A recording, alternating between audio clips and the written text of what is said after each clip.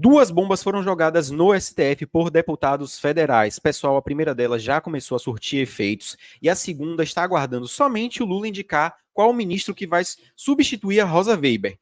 Eu já vou perguntar aí para você e quero saber sua opinião. Será o fim dos ministros do STF ou pelo menos o poder deles vai acabar? Eu quero saber, eu vou explicar para você aqui, eu vou mostrar para você na tela e eu quero saber a sua opinião. Você gosta do STF? Você não gosta? Você acha que o poder do STF vai acabar ou já está começando a acabar? Porque muita gente não gosta do STF. Se você não é inscrito no canal, se inscreva, deixe o seu like que me ajuda muito e compartilhe esse vídeo para que mais pessoas tenham acesso a esta informação.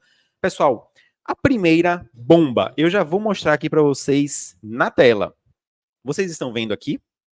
A proposta de emenda constitucional, PEC, que permite ao Congresso Nacional derrubar decisões do Supremo Tribunal Federal, começou a tramitar nesta quarta-feira na Câmara dos Deputados, após receber a assinatura de 175 parlamentares.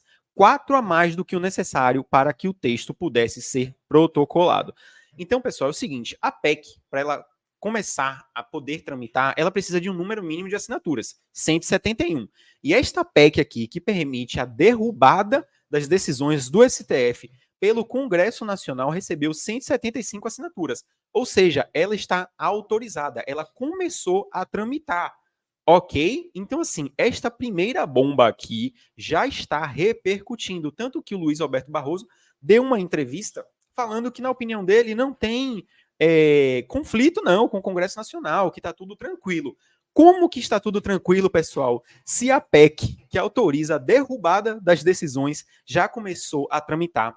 O Congresso Nacional, pessoal, na prática, vai poder fazer o seguinte, o STF deu uma decisão, está ali o acórdão final definitivo, se o Congresso Nacional achar que deve derrubar, eles podem fazer uma votação ali e simplesmente derrubar. É isso mesmo, derrubar a validade da decisão do STF.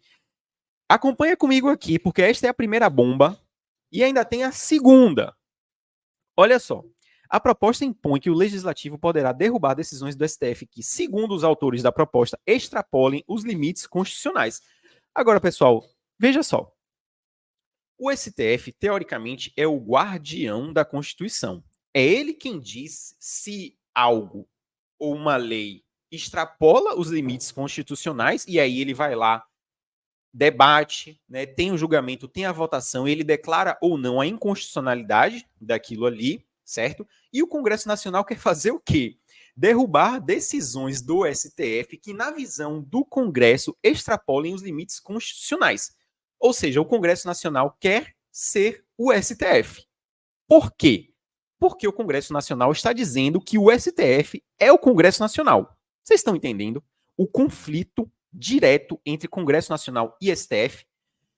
O Congresso está dizendo o seguinte: STF, você está se metendo em coisas que são exclusivas da gente. Como exemplo, a questão do marco temporal, que o STF acabou de julgar, e o STF deu uma decisão e no mesmo dia o Congresso Nacional fez um projeto de lei em sentido oposto. Por quê? Por causa da pressão da bancada ruralista. Pessoal, são bilhões, trilhões de reais envolvidos aí nessa questão do marco temporal das terras indígenas. O STF fez o julgamento em um sentido, o Congresso Nacional está seguindo por outro. Temos também questões como a legalização do aborto, o porte de drogas, certo? A liberação da maconha ali, as quantidades, né? Se você for pego, você não vai ser mais enquadrado como traficante e tal, que já está um placar aí de 5-1 pela liberação. Nós temos diversos outros assuntos sensíveis que estão sendo julgados pelo STF e que o Congresso Nacional considera que são exclusivos dele. Então, o conflito ficou formado. E o estopim, né, o que desencadeou essas duas bombas, foi justamente agora o resultado do julgamento do marco temporal das terras indígenas. E aí, o Congresso Nacional achou por bem tomar esta primeira atitude que vocês estão vendo aqui já na tela. A PEC já está tramitando, que vai permitir a derrubada pelo Congresso Nacional das decisões do STF. Você acha isso correto? Eu quero saber a sua opinião. Você apoia que o Congresso Nacional possa derrubar as decisões do STF? Pessoal, isso é muito delicado. Olha só. A PEC número 50/2023 faz parte de uma ofensiva de grupos políticos conservadores do Congresso contra decisões recentes do STF. Neste ano, a Corte tomou decisões contrárias ao Legislativo, ao voltar a julgar a descriminalização do porte da maconha, que eu falei aqui para o uso pessoal, tornar inconstitucional o marco temporal das terras indígenas, que foi o estopim, e iniciar a votação sobre a legalização do aborto até 12 semanas de gestação, que eu já tinha falado aqui para vocês. E olha só como eles querem, né, os congressistas, os deputados federais, querem que fique o texto, né, do artigo 49 da Constituição. Deliberar por 3/5 dos membros da Casa Legislativa em 2 turnos sobre projeto de decreto legislativo do Congresso Nacional, apresentado por um terço dos membros da Câmara dos Deputados e do Senado Federal, que proponha sustar decisão do Supremo Tribunal Federal que tenha transitado em julgado e que extrapole os limites constitucionais, prevê o texto da PEC. Ou seja, o STF dá uma decisão. Se o Congresso Nacional não gostar da decisão, ele pode simplesmente entrar em votação e derrubar a decisão do STF. Pessoal, como que isso pode impactar em todos os julgamentos que o STF tem sob a sua tutela? Como, por exemplo, revisão da vida toda, correção do FGTS, piso da enfermagem e todo e qualquer assunto que envolva STF. Digamos que o julgamento da revisão da vida toda acabe. Se o Congresso Nacional não gostar do resultado, ele pode votar e derrubar. Ou seja, o STF diz que tem que ser pago a revisão da vida toda, tem que ser pago os atrasados. Se o Congresso Nacional não gostar, ele vai lá e derruba. Revisão do FGTS. Se acabar favorável a 70 milhões de trabalhadores brasileiros, se o Congresso Nacional não gostar, ele pode se reunir, votar e derrubar. Veja que loucura jurídica que este país está virando. Onde está a segurança jurídica? Ou seja, você não sabe mais se um julgamento que está ali há anos no STF chega a um final. Se o Congresso Nacional não gostar, ele se reúne, vota e derruba. Simples assim. Pessoal, isso é muito sério, principalmente porque a PEC já começou a tramitar, ela já obteve o número mínimo de assinaturas necessário para começar a tramitar. E aí nós vamos acompanhar aqui no meu canal. Se inscreva se você ainda não é inscrito, já deixe o seu like, porque este é um assunto muito importante e isso é briga séria do Congresso Nacional com a STF. Isso é a crise no seu mais alto nível, porque isso não aconteceu no governo Jair Bolsonaro, ele não conseguiu a força necessária, as assinaturas necessárias, e agora, paradoxalmente, no governo Lula, inclusive teve deputado federal do PT votando a favor desta PEC, para vocês verem como a política é. E olha só, pessoal, muito importante. Nesta sexta-feira, né, o ministro Luiz Roberto Barroso negou que haja uma tensão política com o Congresso. Como que não há, né? O Barroso aqui, ele quer apagar incêndio. A PEC delimita que as decisões do STF que extrapolem os limites constitucionais poderão ser suspensas pelo Legislativo se uma posição contrária do Congresso Nacional for aprovada em 2 turnos por 308 deputados da Câmara e por 49 votos do Senado. Ou seja, pessoal, não gostou da decisão do STF, basta ter essa votação e ser aprovada em 2 turnos por 308 deputados e por 49 votos do Senado, pronto. Simples assim, a decisão do STF perde a validade.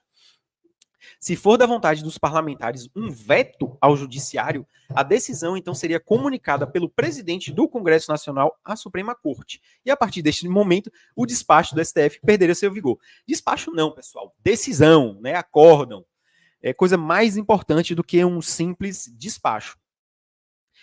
E aí, pessoal, a matéria aqui fala, né, sobre o que eu comuniquei para vocês de toda a tensão, né, que o Congresso Nacional está dizendo que o STF está usurpando funções que são do Congresso Nacional, né, e por isso eles querem agora, com essa PEC, usurpar funções que são do STF. Um está querendo se intrometer no direito, né, na atuação do outro poder. E olha só, a PEC pode ser aprovada, de acordo com cientistas políticos, por ter apoio de grande parte da bancada conservadora e da frente parlamentar da agropecuária, que conta com 374 parlamentares na Câmara do Senado, é possível que a PEC consiga ser aprovada no Congresso Nacional. Então, esta bomba, além de já estar repercutindo, surtindo efeitos, ela pode vir aqui a ser aprovada, certo? E a limitar. Agora, tem um detalhe. Olha só, a matéria ainda fala aqui em escalar crise política, né? Então, deixa eu entrar aqui, pessoal, em um detalhe muito importante com vocês. Olha só. Se essa PEC for aprovada, o STF tem um mecanismo de defesa, certo? Porque tem lá na Constituição que toda proposta que vise abolir a separação dos poderes, certo? Ela pode ser automaticamente considerada inconstitucional, certo? O STF pode fazer isso. E na minha visão, na minha opinião jurídica, essa proposta, esta PEC 50/2023, ela visa alterar, mexer na independência dos poderes. Então, ela seria inconstitucional. O que vai acontecer agora? Esses deputados, eles vão até o final. Eles já conseguiram um número mínimo de assinaturas, então eles vão buscar a aprovação dessa PEC até o final, custe o que custar. Eu creio que o STF, certo? Utilizando a própria Constituição, que tem lá expressamente, pessoal, isso é tranquilo. Toda proposta que vise abolir a separação e independência dos poderes vai ser declarada inconstitucional. Eles vão utilizar esse mecanismo de defesa. Agora, daqui até isso acontecer, a tensão política, a escalada dos conflitos e as brigas entre Congresso Nacional e STF só vão aumentar. Porque, como eu falei para vocês, esses deputados, eles vão até o final. Esta foi a primeira bomba. Vocês querem saber qual a segunda bomba que vai ser jogada com certeza absoluta no STF? Está só aguardando que o Lula indique quem vai ser o sucessor da Rosa Weber. Eu já vou mostrar aqui para vocês na tela a segunda bomba. Vocês estão vendo aí, pessoal? Deixa eu até melhorar, ó. Pacheco. É preciso discutir mandatos para ministros do STF após Lula definir indicado. Pessoal, o que é que o Rodrigo Pacheco está querendo aqui? Atualmente, para você ser ministro do STF hoje, são apenas 2 requisitos. Na verdade, um requisito. Você precisa ter, no mínimo, 35 anos, certo? E a segunda coisa é que você vai se aposentar compulsoriamente quando você completar 75, certo? Você passa ali por uma sabatina, né, as perguntas que são feitas, mas isso daí eu considero como uma mera formalidade. Então, o único requisito é você ter, no mínimo, 35 anos. Se você entra com 35 e você vai se aposentar ali compulsoriamente aos 75, você fica uma vida inteira no STF. Por exemplo, o Gilmar Mendes, ele entrou em 2002, com 46 anos, certo? Ele já está aí há 21 anos, não é isso? 21 anos no STF. E ele pode ficar até 2030. Ou seja, pessoal, uma vida inteira. E o Pacheco, né, tá querendo instituir o quê? Mandato para ministro do STF, que seria de 8 anos. Ou seja, o ministro entra no STF, ele vai poder ficar durante 8 anos sem direito à reeleição. O que você acha disso? Eu já quero saber sua opinião. Você é a favor de instituir mandato para ministro do STF? Eu vou dar a minha opinião jurídica sobre isso, mas eu quero saber também a sua, né? Olha só, pessoal. A fixação de mandatos para ministros do Supremo teria de ser estabelecida por meio de uma proposta de emenda constitucional, por uma PEC também. O presidente do Senado, Rodrigo Pacheco, negou qualquer tipo de enfrentamento do Congresso ao Supremo. Ele vai negar, né? Mas é óbvio que isso daqui é um enfrentamento. Primeiro, que eles querem derrubar as decisões do Supremo. Primeira bomba. Segundo, que eles querem instituir mandato, limitar ali muito o período que um ministro pode ficar ocupando uma cadeira do STF. Segunda bomba. Então, é um enfrentamento direto e claro ao STF. O presidente do Senado, Rodrigo Pacheco, defendeu nesta segunda-feira, dia 2, que a casa discuta o mandato de ministros do Supremo Tribunal Federal, STF, após o presidente Luiz Inácio Lula da Silva definir o segundo indicado para uma vaga na corte. Rosa Weber se aposentou, 75 anos. O presidente ainda não definiu quem ocupará a vaga. Provavelmente vai ser Flávio Dino, certo? Pacheco já havia manifestado publicamente a defesa da fixação de mandatos de ministros do STF anteriormente. Seria bom para o judiciário, para a sociedade brasileira, ter uma limitação do mandato de ministro do STF. Agora que já resolverá a segunda vaga de responsabilidade do presidente Lula, é o momento para iniciarmos a discussão no Senado e buscarmos a elevação da idade mínima para ingresso no STF. e a fixação de mandatos na Suprema Corte em um tempo que dê estabilidade jurídica para a jurisprudência no país. É aplicado em outros países do mundo e defendida em diversos segmentos, inclusive por ministros e ex-ministros do STF, disse Pacheco em entrevista coletiva nesta segunda-feira. E aqui, pessoal, a matéria vai falar justamente, né, da questão da idade, do limite temporal e de que o Gilmar Mendes é o mais velho atualmente, né? Como eu falei para vocês, ele foi indicado em 2002 por Fernando Henrique aos 46 anos. Ele pode ficar na corte até 2030. Pessoal, segunda bomba. Vocês acabaram de ver aqui. Rodrigo Pacheco quer instituir mandato de 8 anos, sem direito à reeleição, e ainda elevar a idade mínima que você pode ingressar ali no Supremo. Atualmente, você precisa ser maior de 35 anos. O Rodrigo Pacheco quer aumentar essa idade mínima e limitar os anos que você pode ficar ali como ministro do Supremo Tribunal Federal. Pessoal, 2 bombas jogadas no colo do STF. A primeira, vocês já viram, já começou a tramitar, a PEC. A segunda vai aguardar que o Lula indique qual vai ser o novo ministro do Supremo e eles vão tentar aprovar também essa PEC para instituir o mandato. O que é que eu penso? Pessoal, vou dar a minha opinião agora. Vamos lá. Eu acho que você poder entrar no STF com 35 anos e ficar até os 75, na minha visão, é demais. É uma vida inteira. Quanto mais jovem você entra no Supremo, poxa, quem é que entra e sai? Por algum motivo que não seja uma catástrofe, como aconteceu o acidente de avião, e fatalmente, né, não gosto nem de lembrar dessas coisas, porque é uma situação terrível, né, pessoal? Mas, quando não acontece algo assim, né, um acidente de avião, uma doença, uma coisa assim, o ministro fica até a aposentadoria, como a Rosa Weber ficou agora. Vocês estão acompanhando. Completou 75 anos, tem que se aposentar compulsoriamente. Mas se não fosse os 75 anos, ela ficaria, pessoal, até, né, até o último dia da vida dela. É assim que funciona. Eu acho muito, certo? Então, eu sou favorável, sim, que nós tenhamos a fixação de um período máximo de anos. 8 anos, pode ser 8 anos, 10 anos, mas fato é que, na minha visão, deveria ter sim uma limitação temporal para você poder colocar novas ideias, certo? Pessoas que pensem diferente, e aí você fortaleça a democracia.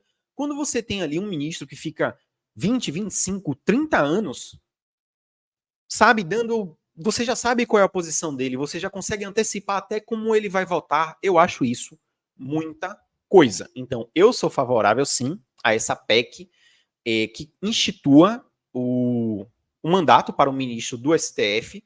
Agora, eu sou contra a primeira bomba, certo? A PEC aí que visa derrubar decisões do STF. Para mim, ela é inconstitucional, muito tranquilo, e ela transforma Congresso Nacional no próprio STF. E você tira completamente a segurança jurídica. Se o STF decide uma coisa, como é que o Congresso Nacional, se não gostar, simplesmente ali numa votação simples, rápida, vai derrubar uma decisão do STF? Quem perde é a população.